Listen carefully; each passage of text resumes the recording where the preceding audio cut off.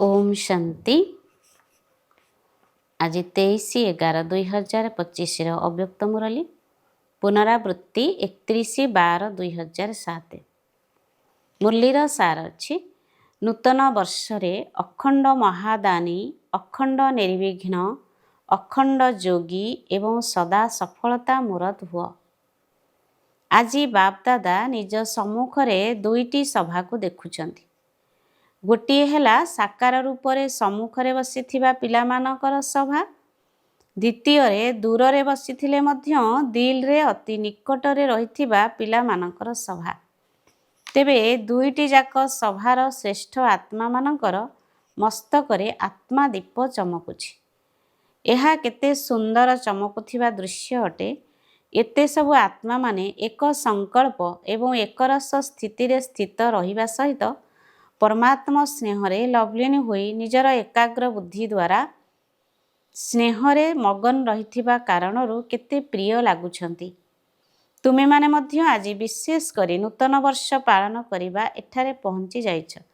बापदादा मध्य समस्तंकर उमंग उत्साह को देखी चमकुथिबा आत्मा दीप को देखी हर्षित हेउछंती।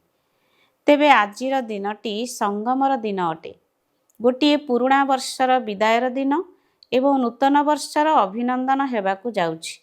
नूतन वर्ष अर्थात नुआ उमंग उत्साह सहित स्वपरिवर्तनर उमंग मध्य रहिछि एवं निजकु सर्व प्राप्त हेउथिबार देखि आंतरिक उत्साह आसी जाउछि। दुनियार लोकमाने मध्य एही उत्सव पालन करुछंती। सेमानक पई तो गोटिए दिनर उत्सव, किंतु तुमे भाग्यवान एवं गेल्हा पिलामानक पई संगम जुगर प्रत्येक दिन उत्सव अटे। काहेकि ना खुशीर उत्साह तुम भितरे अछि। आजिर वरदान निंदुक आत्मा को मध्य गुणर माला पिंधाउथिबा इष्टदेव महान आत्मा हुआ। निंदुक आत्मा को मध्य गुणर माला पिंधाउथिबा इष्टदेव महान आत्मा हुआ। जेपरि आजिकाली तुम विशेष आत्मा मानकु स्वागत करिबा समय जदि केही तुम गଳାରେ स्थूल फूल हार पिंधाउछंती, तेबे तुमे माने ताकू पिंधाइबा वालार गଳାରେ पिंधाई देउछ, अर्थात ताकू फेरस्त करि देउछ।